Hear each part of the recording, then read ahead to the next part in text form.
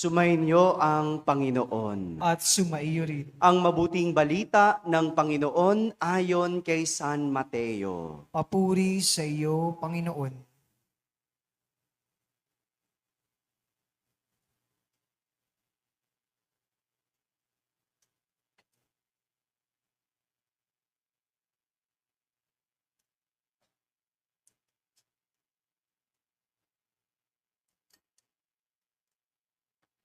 Si Jesus ay ipinanganak sa Bethlehem ng Judea noong kapanahunan ni Haring Herodes.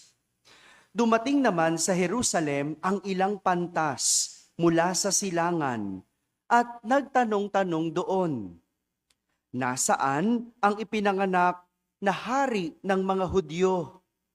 Nakita namin sa silangan ang kanyang tala at naparito kami upang sambahin siya. Nang mabalitaan ito ni Haring Herodes, siya ay naligalig. Gayon din ang buong Jerusalem, kaya't tinipon niya ang lahat ng punong saserdote at mga eskriba sa Israel. At itinanong sa kanila kung saan ipinanganak ang Mesiyas. Sa Bethlehem po ng Judea, tugon nila. Ganito ang sinulat ng propeta. At ikaw, Bethlehem, sa lupain ng Huda, ay hindi nga huli sa mga pangunahing bayan ng Huda, sapagkat sa iyo lilitaw ang isang pinuno na mamamahala sa aking bayang Israel. Nang mabatid ito, lihim na ipinatawag ni Herodes ang mga pantas at itinanong kung kailan lumitaw ang tala. At pinalakad niya sila patungong Bethlehem matapos pagbilinan ng ganito. Humayo kayo at inyong hanapin mabuti ang sanggol.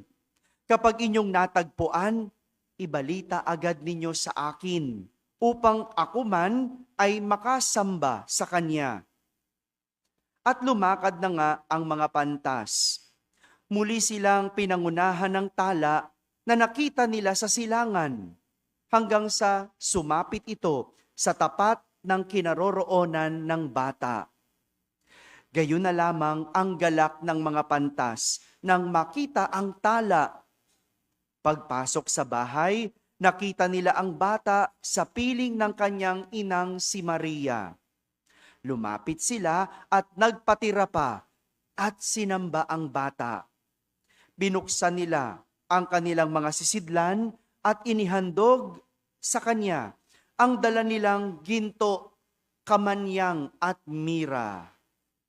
Nang sila ay pabalik na, sinabi sa kanila ng Diyos sa pamamagitan ng panaginip na huwag na silang babalik kay Herodes. Kaya nag-iba na sila ng daan pauwi. Mga kapatid, ang mabuting balita ng Panginoon. Pinupuri ka namin, Panginoong Hesukristo. Magsiupo po lahat at makinig sa homilya. Isang magandang umaga po sa inyong lahat. Pakibati ang katabi ng Merry Christmas. Yan. Maligayang Pasko pa rin sa mga nasa barangay na nakakapakinig ng ating banal na misa, sa lahat ng nasa tahanan na nagsisimba via online at sa lahat na nasa abroad. Kasama kayo sa aming banal na pagdiriwang dito sa ating parokya. Merry Christmas po! Merry Christmas pa rin ang bate, ha? Hanggat hindi pa natatapos ang panahon ng Kapaskuhan, Merry Christmas pa din. Ha? Tayong Pinoy, ang aga natin magsimula ng Pasko eh. Hindi ba? September pa lang, pinapalabas na natin si Jose Marichan. Di ba? Tapos, December 25, halos dun na. Pagtapos nun, wala na. Hindi po. December 25 pa lang, nagsisimula ang Pasko.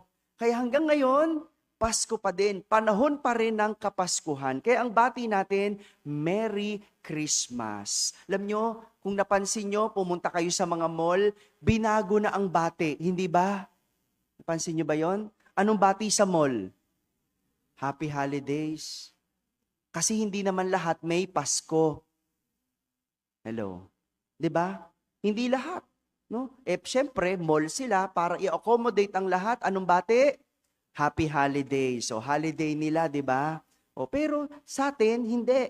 Hindi lang ito holiday, kundi Pasko. Kaya, Merry Christmas. No? Huwag kayong papayag ng gano'n, ha? Huwag happy holidays. Huwag natin ina-accommodate yung mga ganyan. Ha? Kasi yung pananampalataya natin, ang Pasko, sinilang si Kristo. Maliwanag? At ngayong araw na ito, pinagdiriwang natin ang kapistahan ng pagpapakita ng Diyos. O ang tinatawag nating Epiphany. Sabihin nyo nga po. O kaya Epipania. Ang ibig sabihin sa Ingles, manifestation. Sa Tagalog, pagpapakita. Narinig natin ang kwento kung paano inutusan ni Haring Herodes ang 3 mago. O yung para sa atin, anong tawag natin? 3 kings. O kaya, wise men. Tama ba? Narinig nyo na ba yon? Pero ang mga ito ay astrologo. Astrologo sila. Kaya nga sila yung pinatawag kasi alam nila kung kailan lumitaw ang bituin. Sila yung nag-aral ng tungkol sa kalangitan. No? Kaya sila yung pinatawag ni Haring Herodes para hanapin at ituro kung saan isinilang ang Mesiyas sa pamamagitan ng pantas. Kaya nga, ang pagdiriwang na ito, hindi tungkol sa 3 kings, hindi tungkol sa wise men, o hindi tungkol sa mga mago. Ito ay tungkol sa pagpapakita ni Kristo sa tao. Maliwanag? Kaya nga iba nagbabatian, Happy 3 Kings. O iko-correct ko ulit, no? Hindi Happy 3 Kings. No? Kasi hindi kailangan ipagdiwang ang 3 Kings. Ang kailangan ipagdiwang at ang pinagdiriwang natin, yung pagpapakita ni Jesus sa tao. Si Jesus, alam niyo po, isinilang noong panahon ng mga tao kung saan naghahanap sila ng Mesiyas at nangangailangan sila ng tagapagligtas. Ganun yung panahon nun. Parang di rin naman nalalayo sa panahon ngayon. Kung mulat tayo sa nangyayari sa paligid, di ba? Parang kailangan natin ng tagapagligtas. Tama ba? Sino ba magliligtas sa atin? Diyos ko. Alam niyo ba nangyari sa paligid? Di ba? Parang ano ba to? May pag-asa pa ba tayo? Kailangan natin tagapagligtas. Kaso ang hinahanap natin, sino? Si Tanggol. Ay hindi lang tagapagtanggol. Kailangan natin tagapagligtas. At si Jesus, isinilang noong ang mga tao ay naghahanap ng Mesiyas, ng magliligtas. Pero hindi naging madali ang pagtanggap ng mga tao kay Jesus. Lalo na sa usaping pagiging Mesiyas. Tingnan mo, no? Ang gulo ng tao. Nangangailangan ng tagapagligtas. Naghahanap ng tagapagligtas. Nung andyan na si Jesus, ayaw namang tanggapin. Ayaw namang paniwalaan. Parang ganun din naman tayo, hindi ba? Nahirapan na tayo sa buhay. Kailangan natin tagapagligtas. Andyan na si Jesus. Pero ayaw magsimba. Hello? Sa mga hindi nagsisimba dyan, huy, simba naman po. Di ba? Yung mga nasa barangay dyan, di ba? Hindi ko alam eh. Daing ng daing ang hirap ng buhay. Daing ng daing. Kulang sa buhay. Daing ng daing ang daming problema. Pero ayaw magsimba. Andito si Jesus. Ayaw naman tanggapin. Gamitin natin ang kwento ng pagpapakita ni Jesus para pagnilayan ito sa linggong ito. No? Linggo-linggo may kwento ako. Gawa-gawa ko lang yun. Ito hindi gawa-gawa. Ito gamitin natin ang kwento ng pagpapakita ni Jesus. Mayroong 3 karakter. 3 karakter na pwede nating paghugutan at tingnan kung sino tayo sa 3. kung meron ba tayong ugali nitong tatlong karakter. Unang karakter, si Haring Herodes. Sabihin nyo nga po, si Haring Herodes ang tinaguriang magaling na hari. Dahil sinubukan niyang pamunuan ang mga Romano kung saan naging tapat siya sa pagpapasinaya ng buwis ng mga tao. Yan ang magaling na hari, di ba? Yung buwis, ginagamit sa mabuti, ginagamit sa tama, pinapasinaya ng maayos. Naku, kung meron lang tayong ganyang hari, hindi ba? Ano sasabihin natin? Ang galing! Napansin niyo ba yon? Di ba? Kaya nga kapag meron tayong mga nakitang mga mayor na ang ganda ng binigay na Christmas gift, no? Meron ba kayong ganon? Katanggap ba kayo? Ba't ayaw niyo sumagot? Ha? Sino bang mayor nyo? Bahala na kayo, iba-iba tayong mayor, kasi di naman kasi ako dito bumoboto, ano? No?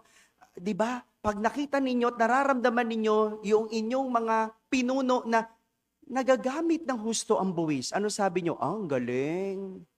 'Di ba? Yun lang ang galing na. Sana may ganun tayo, no? Yung aayusin, hahawakan yung buwis natin. Anong ginagawa? Alam nyo ba?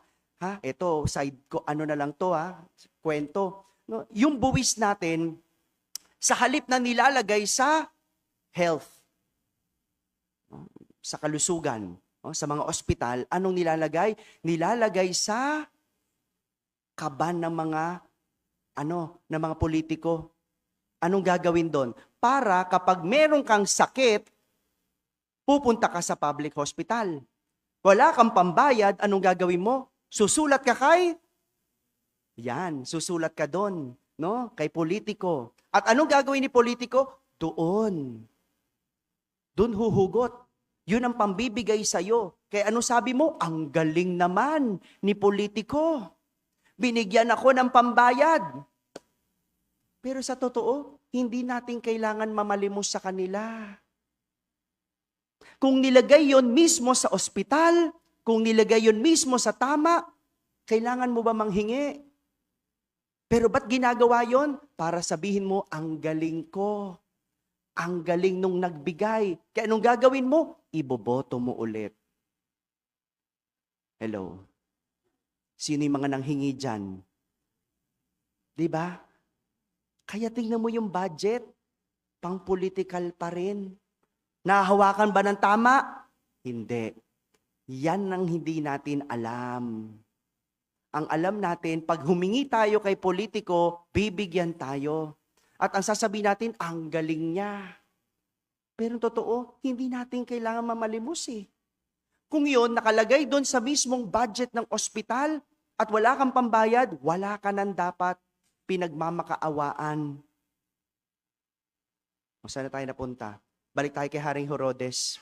Ang layo na napunta, di ba? No, naalala ko lang yon. Pero ganun yun Si Haring Herodes, pinahawakan ang buwis ng mga tao. At ito pa, hindi lang yon. Si Haring Herodes, sinubukan niyang maging relihiyoso. Galing nun, no? Kung meron tayong pinuno na magaling sa buwis, tapos relihiyoso pa, ay perfect. Di ba?